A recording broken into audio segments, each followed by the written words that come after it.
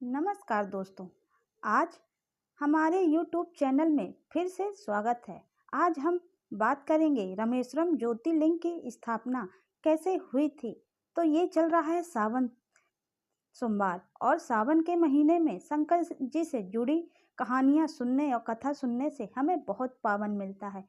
तो आज हम जानेंगे रामेश्वरम ज्योतिर्लिंग की स्थापना कैसे हुई थी। रामेश्वरम ज्योतिर्लिंग के विषय में पौराणिक कथा है कि जब भगवान श्री राम माता सीता को रावण की कैद से छुड़ाकर अयोध्या जा रहे थे, उस समय उन्होंने मार्ग में गंधमादन पर्वत पर रुककर विश्राम किया था।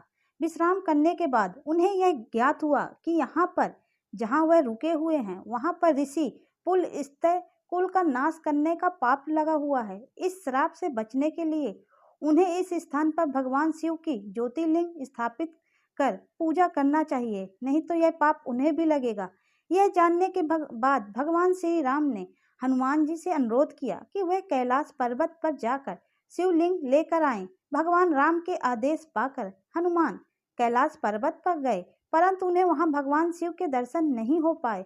इस पर उन्होंने भगवान शिव का ध्यान पूर्वक जाप किया, जिसके बाद भगवान शिव ने प्रसन्न होकर उन्हें दर्शन दिए और हनुमान जी का उद्देश्य पूछा।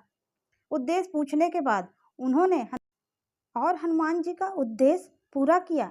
इधर जब हनुमान जी को तप करने और भगवान शिव को प्रसन्न करने के कारण देरी हो गई और उधर भगवान राम और देवी सीता शिवलिंग की स्थापना का शुभ मुहूर्त लिए प्रतीक्षा कर रहे थे।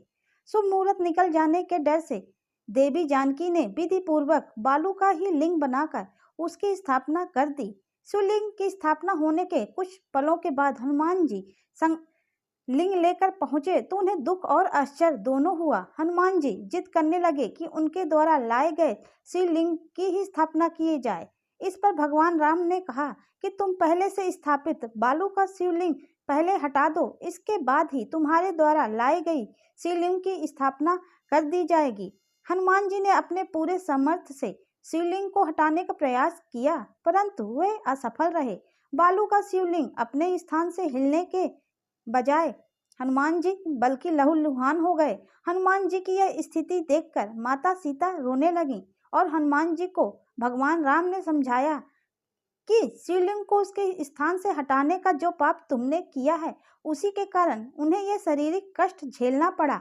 अपनी गलती के लिए हनुमान जी ने भगवान राम से क्षमा मांगी और जिस शिवलिंग को हनुमान जी कैलाश पर्वत से लेकर आए थे, उसे भी समीप ही स्थापित कर दिया गया। इस लिंग का नाम भगवान राम ने हनुमद्दीश्वर रखा। इन दोनों शिवलिंगों की प्रशंसा भगवान श्री राम ने स्वयं अनेक शास्त्रों के माध्यम से की है।